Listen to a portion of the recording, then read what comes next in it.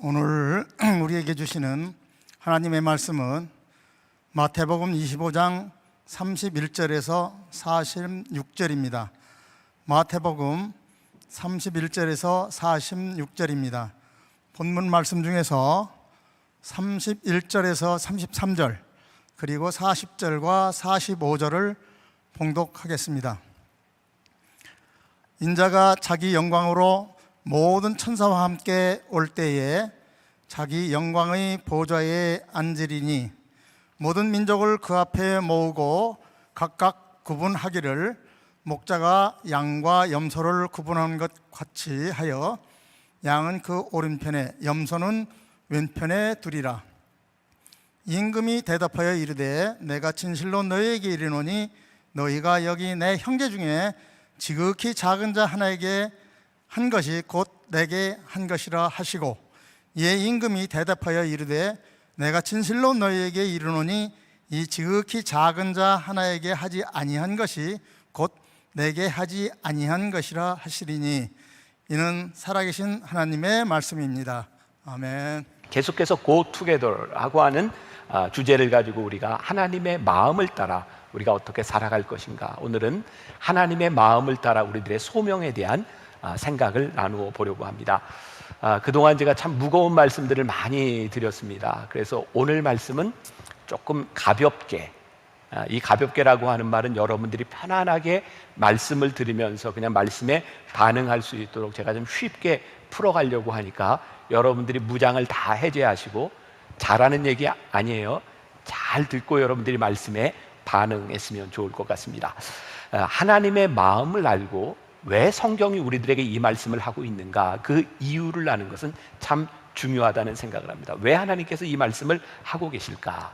자, 오늘 제가 여러분들과 함께 나누려고 하는 이 본문 말씀, 마태복음 25장 이 말씀은 여러분들이 잘 알고 있는 말씀이에요. 양과 염소에 대한 이야기고요. 목자가 양은 오른쪽에 염소는 왼쪽에, 마지막 때에 이렇게 우리를 나눌 것이다 라고 하는 말씀입니다. 자, 오늘 읽었던 31절부터 33절까지 말씀을 같이 한번 보겠습니다. 다 같이 한 목소리로 시작. 인자가 자기 영광으로 모든 천사와 함께 올 때에 자기 영광의 보좌에 앉으리니 모든 민족을 그 앞에 모으고 각각 구분하기를 목자가 양과 염소를 구분하는 것 같이 하여 양은 오른편에 염소는 왼편에 두리라. 자, 여기서 우리는 요 하나의 의문점을 가지고 이 말씀을 함께 보려고 해요. 왜 양을 오른편에 염소를 왼편에 두었는가? 오늘 말씀을 좀 흥미롭게 우리들이 볼 수 있다고 생각하는 것은 기존에 우리들이 가지고 있던 생각과는 조금 다르게 이렇게 구분이 되었다는 것을 우리들이 오늘 발견하게 될 거예요. 제가 지난주인가 지지난주인가 저희 동산지기들과 함께 대만에 고궁박물관을 갔던 이야기를 잠깐 드렸었죠. 그때 한 동산지기 이야기도 했었고 기억나세요? 네, 제가 프라이버시 때문에 이름은 안 밝혔죠. 네, 그 고궁박물관에 갔을 때 제가 참 인상적인 부분들이 많이 있었는데, 그 안내를 하던 가이드가 진짜 제가 만나봤던 사람 중에 정말 최고의 가이드였어요. 너무 설명을 잘해줬는데, 그때 고궁박물관에 갔을 때 그 중국의 많은 조각품들, 그림, 이게 작품들을 보면서 저에게 그런 이야기를 하더라고요. 그 시대의 생각으로 돌아가서 이 작품을 봐야 이것이 의미가 있을 수 있습니다. 그때 비사라고 하는 작품을 설명을 해줬는데, 그림을 먼저 한번 보시죠. 자, 저기 보세요. 이 비사라고 하는 것은 사자의 몸통을 하고 있고요, 용의 얼굴을 하고 있고, 봉황의 날개를 달고 기린의 꼬리를 가진 형상입니다. 이 중국 사람들이 굉장히 상스럽게 생각하는 동물이 비사랍니다. 전설에 의하면 이 비사를 옥황상제가 굉장히 사랑하고 귀여워해줬답니다. 그런데 이놈이 귀여움을 받는데 아무데나 가는 데마다 이게 대변을 보는 거예요. 그래서 옥황상제가 이 비사의 엉덩이를 딱 치는 순간 항문이 닫혔어요. 너무 심각하게 들으세요 지금. 그래서 그 다음부터는 먹기는 먹는데 배설을 하지 못하는 게 되었어요. 근데 중국 사람들의 생각에 이 비사가 먹기만 하고 배설을 하지 못하니까 어떤 생각을 했냐면 물질을 모으고 나가지는 않으니 부자가 된다, 이런 개념을 가지고 있었던 거죠. 여러분들 혹시 저희 세대만 해도 기억을 하는데 젊은 사람들은 잘 모를 거예요. 예전에는 이사를 하면 이사 가는 집에 선물을 성냥을 이렇게 했던 거 기억하시죠? 성냥을 선물한 이유는 우리들이 흔히 어떻게 알고 있냐면 불같이 일어나라 이렇게 알고 있지만 실제 의미는 그게 아니었다고 합니다. 옛날에 우리나라 성냥은 이렇게 되어 있었어요. 보여줘 보세요. 비사표 성냥. 옛날에 성냥을 선물했던 이유 가운데 하나는 불같이 일어나라 라고 하는 개념보다 이 비사라고 하는 것이 부자가 된다 이런 개념을 가지고 있었기 때문이죠. 그런데 비사표 성냥 이후에 우리나라에 유엔 성냥도 나오고 여러 가지 성냥이 나왔는데 그때부터 사람들은 비사표 성냥만 선물한 게 아니라 그냥 유엔 성냥, 다른 성냥도 그냥 선물하게 되었다. 그러니까 본래의 의도와는 조금 다른 일들이 이루어지고 있었다는 거죠. 또 하나의 이야기를 들었어요. 그 고궁박물관에 가면 최고의 보물로 치는 것 중에 하나가 배추 비치라고 하는 게 있습니다. 그림을 한번 보여주세요. 저 비치예요. 저게 조그맣습니다. 한 30cm 조금 더 되나? 저게 굉장한 보물이라고 이야기하는데 저게 옥으로 되어 있습니다. 저게 어떤 정도의 보물이냐면 저 옥을 조각할 때 칼로 한 게 아니라 옥이 보통 강도가 7 정도, 다이아몬드가 9 정도 된다니까 굉장히 딱딱한 거예요. 저걸 그 당시에 청나라 시대에 실을 가지고 다 조각을 했답니다. 저 배추의 모양의 여치 귀뚜라미가 아주 정교하게 조각이 되어 있어요. 그런데 저 조각품을 볼 때 지금 우리의 기술 수준으로 보면 저건 그렇게 대단한 것이 아닙니다. 가이드가 이렇게 얘기를 하더라고요. 박물관에 가서 작품을 볼 때에는 진나라 시대의 작품을 볼 때에는 그 시대를 살고 있었던 사람들의 수준에서 봐야 그게 얼마나 굉장한지를 알게 된다는 거예요. 저 작품 역시 청나라 시대의 사람들의 수준에서 볼 때 저건 엄청난 작품이다.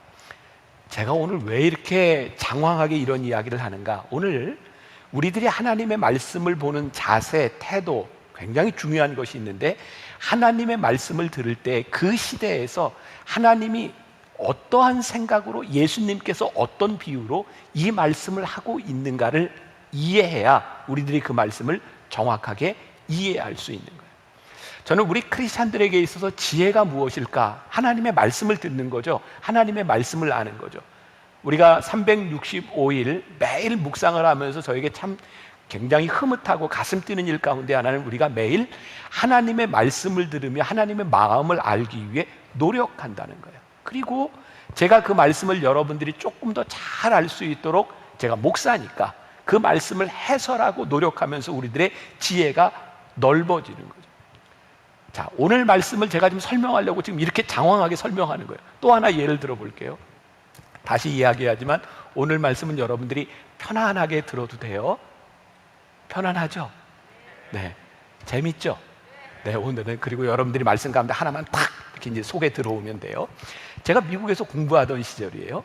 한국에서 영어 공부를 열심히 하고 토플 시험 보고 준비를 다 해서 미국에 갔는데 신학대학원에 처음 들어가서 수업을 듣는데 진짜 안 들리더라고요. 영어 공부를 그렇게 했는데도 진짜 못 알아듣겠더라고요.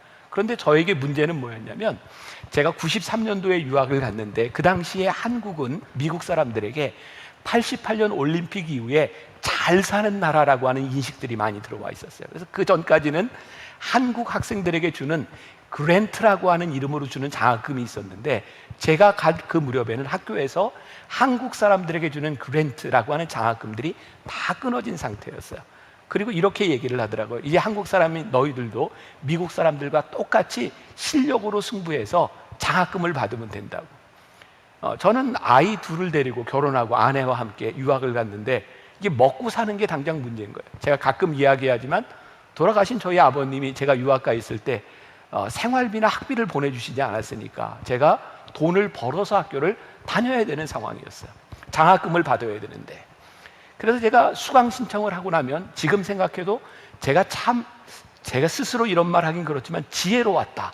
막 이런 생각이 드는 거예요. 왜냐하면 그 수강 신청을 하고 나서 그 과목 교수가 어떤 사람인지를 저보다 먼저 공부한 한국 선배 목사님들에게 혹은 선배에게 가서 이분은 어떤 상형이고 어떤 글을 좋아하고 어떤 말을 쓰며 이런 것들을 제가 다 들었어요. 그리고 뭐 대학원 과정은 시험 보는 게 아니라 페이퍼를 주로 쓰는데 그분이 잘 쓰는 용어, 그분이 좋아하는 단어들을 중심으로 페이퍼를 이렇게 썼는데 놀랍게도 이렇게 피드백을 받아보면 그 페이퍼에 그 교수님이 빨간 글씨로 영어로 HUMN 이렇게 이러면서 느낌표를 주면서 점수를 굉장히 잘 줬어요. 여러분들이 믿을지 모르겠지만 제가 대학원 과정에 거의 올 A를 받고 공부를 하고 장학금도 받고 그렇게 유학생을 했거든요. 제가 참 지혜로웠다 스스로 자화자찬을 하는 거예요.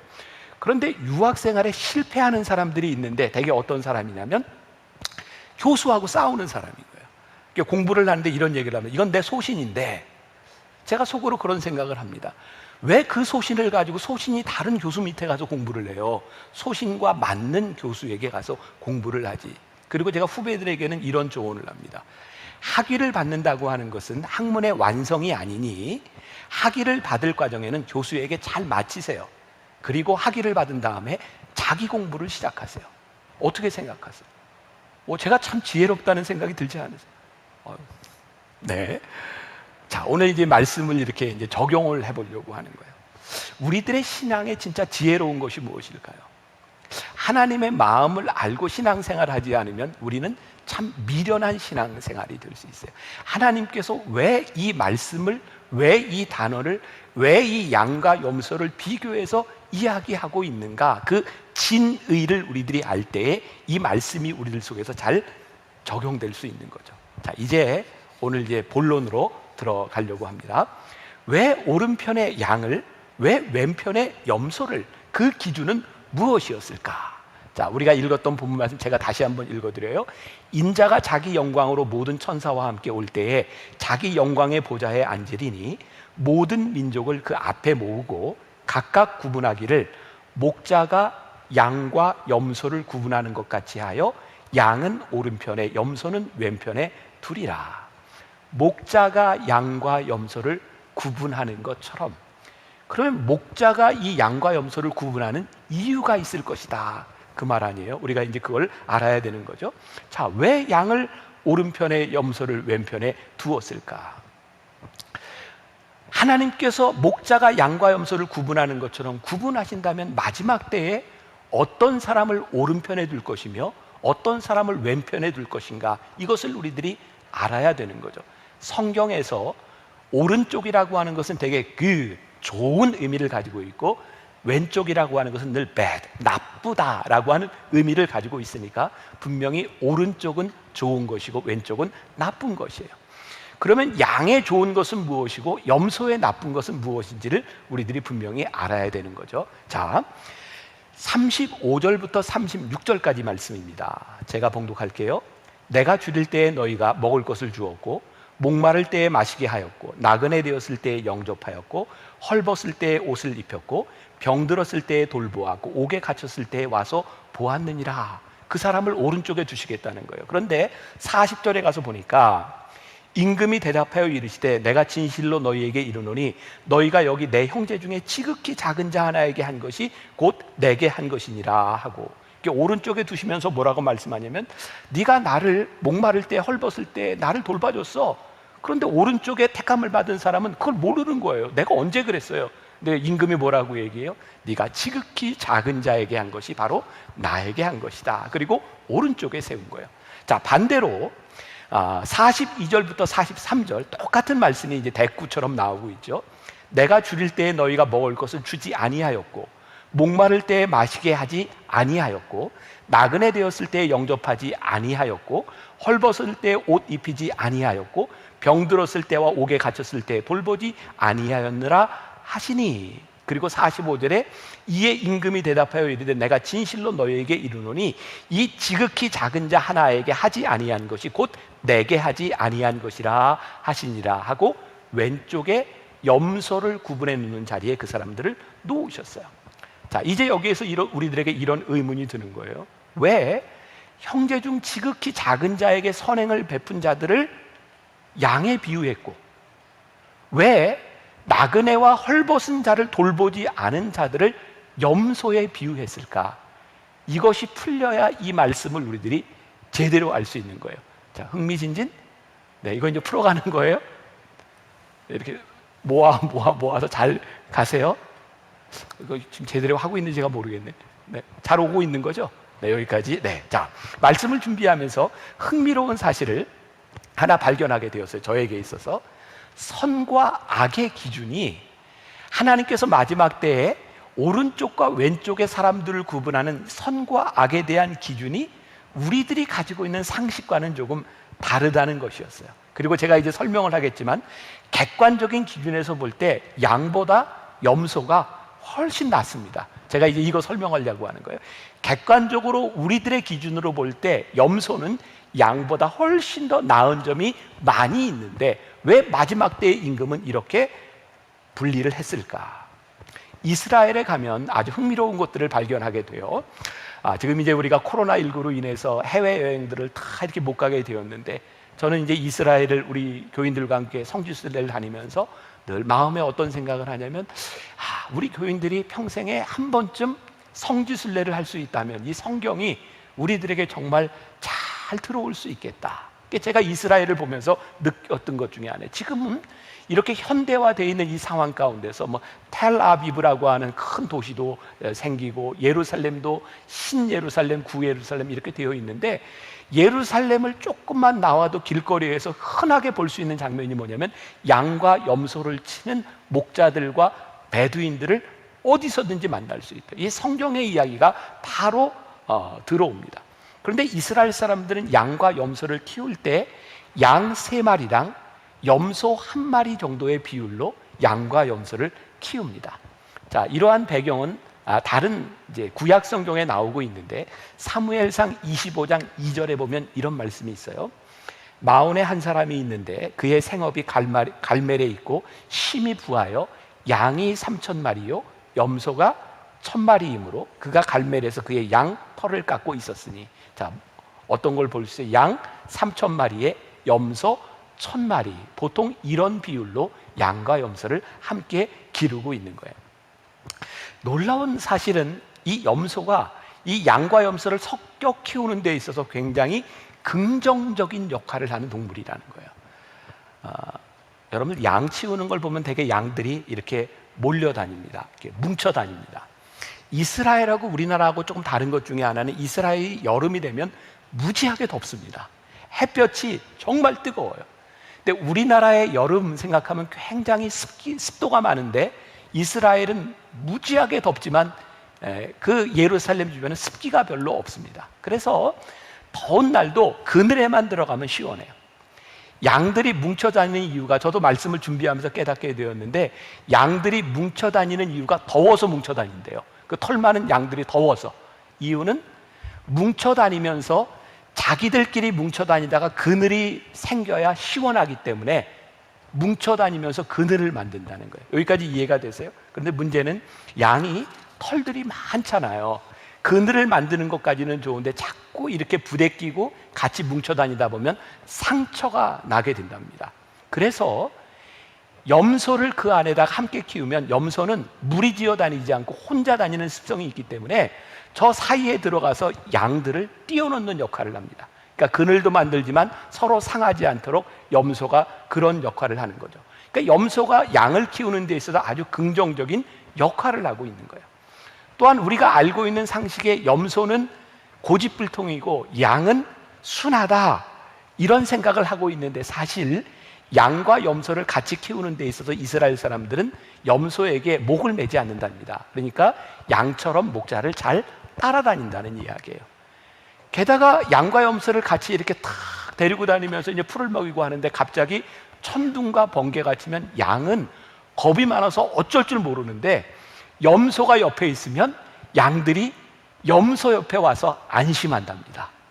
이쯤 되면 염소가 얼마나 중요한 역할을 하는지 아시겠죠? 염소는 양의 우두머리의 역할을 하는 리더십을 가지고 있는 동물이라고 해요. 그 증거가 또 예레미야 50장 8절에 보면 이런 비유로 이야기를 하고 있어요. 너희는 바벨론 가운데에서 도망하라. 갈대아 사람의 땅에서 나오라. 양떼에 앞서가는 숫염소 같이 하라. 그러니까 이 예레미야 기자도 어떤 생각을 가지고 있어요? 그 당시에 염소는 양의 우두머리로서 리더의 역할을 하고 있다. 자, 제가 염소 예찬을 조금 더 하겠습니다. 오히려 염소는 양들의 모범이 될 때가 많이 있었다는 거예요. 자, 이스라엘은 이 풀이 많지 않습니다. 이제 우기 때 이렇게 잔디가 이렇게 풀이 자라지만 건기 때가 되면 다 메말라 버려요. 아무튼 양과 염소를 치는 데 있어 제일 중요한 게 목자는 풀은 풀밭으로 데리고 다녀야 되는 거예요. 근데 양을 데리고 이렇게 가면서 풀을 뜯게 하는데, 양은 풀이 있으면 풀을 뜯어 먹는데 풀 잎만 뜯어 먹는 게 아니라 뿌리까지 다 뽑아 먹는답니다. 그래서 양이 한번 휩쓸고 지나가면 그 다음에 풀이 자라질 않는 거예요. 굉장히 위험한 거죠. 그런데 염소를 먼저 이렇게 가서 염소에게 풀을 뜯게 하면 염소는 풀의 잎만 뜯어 먹고 절대로 뿌리를 뜯어 먹지 않는답니다. 그런데 놀라운 일은 염소가 먼저 풀을 뜯는 걸 보면 양이 따라한답니다. 와, 그러니까 염소를 먼저 이렇게 풀을 먹이게 함으로 인해서 양이 그것을 따라하게 하는 것. 이쯤 되면 염소가 거의 전지전능하지 않습니까? 굉장히 좋은 역할을 하고 있는 거예요. 또 결정적으로 하나 더 말씀을 드리자면, 이스라엘을 가보면 우리나라와 같은 이런 산들이 아니라 계곡, 골짜기 이런 데가 참 많이 있습니다. 그래서 목자가 이 풀을 뜯으러 다니는데 계곡 낭떠러지를 가야 될 경우들이 많이 있어요. 지금 보이고 있죠? 자세히 보면 저기에 양과 염소들이 가고 있는 곳이 보입니다. 이스라엘에 가면 저런 것들이 차를 타고 가다 그냥 보여요. 저 계곡을 따라, 저 절벽을 따라 길들이 저렇게 나 있어요. 근데 저 길을 내는 게 누군지 아세요? 염소입니다. 양은 절대로 혼자 저 길을 가지 못합니다. 염소가 저 길을 가야 양이 그 길을 따라 저 길들을 만들어 놓고 가게 돼 있는 거예요. 자, 여기까지 보았을 때 왜 목자는 양을 오른쪽에 두고 염소를 왼쪽에 두어서 양은 선하다라고 이야기를 하고 염소는 악하다라고 이야기를 하는지, 여기까지만 봤을 때 우리의 기준을 가지고 염소는 양보다 훨씬 더 긍정적인 점을 많이 가지고 있다는 거죠. 그런데 염소가 양보다 훨씬 이기적인 동물이라고 하는 것, 모범적이기는 하지만 염소는 양이 가지지 않은 어떤 이기성을 가지고 있다는 거예요. 목자가요, 양과 염소를 다 이렇게 치고 이제 풀을 먹이고 마지막에 집으로 들어오잖아요. 그러면 목자는 마지막에 다시 양과 염소에게 먹을 것을 준답니다. 그때 먹을 것을 줄 때 목자는 양과 염소를 딱 분리해서 준답니다. 이유는 양은 새끼 양이나 상처를 입은 양에게 먹을 것을 양보하는데 염소는 절대로 양보하지 않는답니다. 먼저 가서 먹는답니다. 오늘 말씀의 핵심은 어디에 있는가?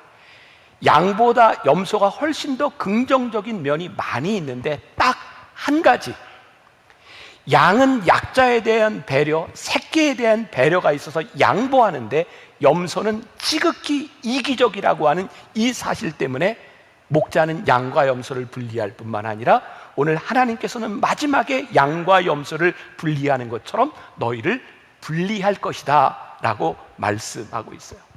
우리들이 생각하고 있는 염소가 가지고 있는 좋은 리더십, 이것이 천국에 가는 기준이 될 수 없고, 양이 그렇게 부족함에도 불구하고 하나님께서 양의 딱 한 가지 그 점을 보시고 내가 선하다라고 말씀하시는데, 그거 뭐냐면 연약하고 병든 자에게 자비를 베풀고 배려하고 사랑을 베푸는 그것 하나를 바라보면서 내가 선하다라고 말씀하고 있는 거예요.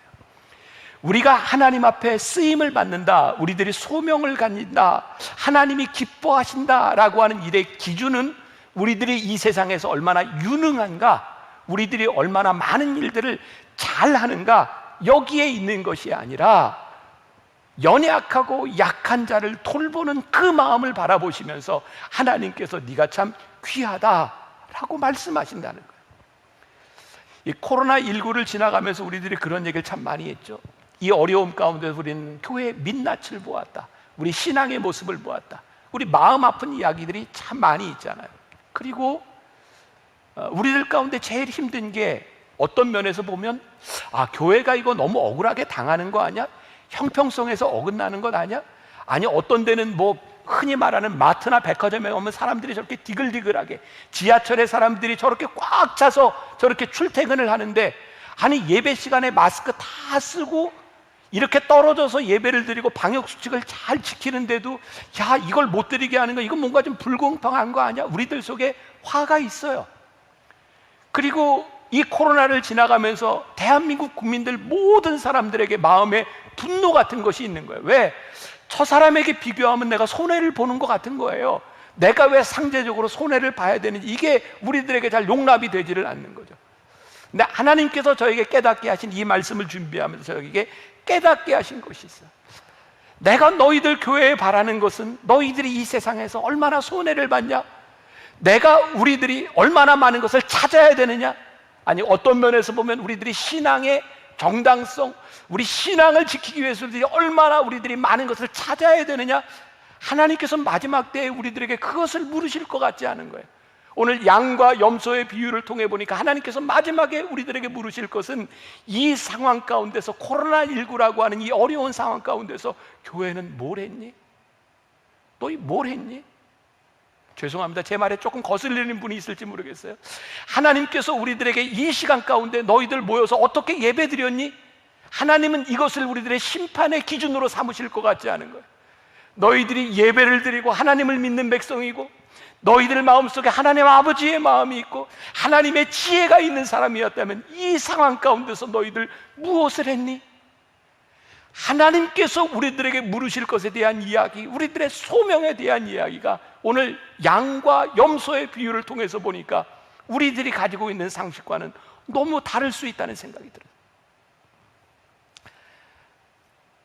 레디컬이라고 하는 책을 제가 여러분들에게 소개한 적이 있어요. 데이빗 플랫 목사님이 쓴 책인데, 이 목사님이 2019년에 신간을 하나 썼습니다. 복음이 울다. 제가 작년에 이 책을 보았어요. 이 책에 거룩한 부담감, 이런 말들이 참 많이 등장합니다. 네팔 지역의 히말라야 산맥을 이렇게 돌아보며 많은 사람들을 만나고 단기 선교를 떠났던 데이비드 플랫 목사님의 이야기입니다.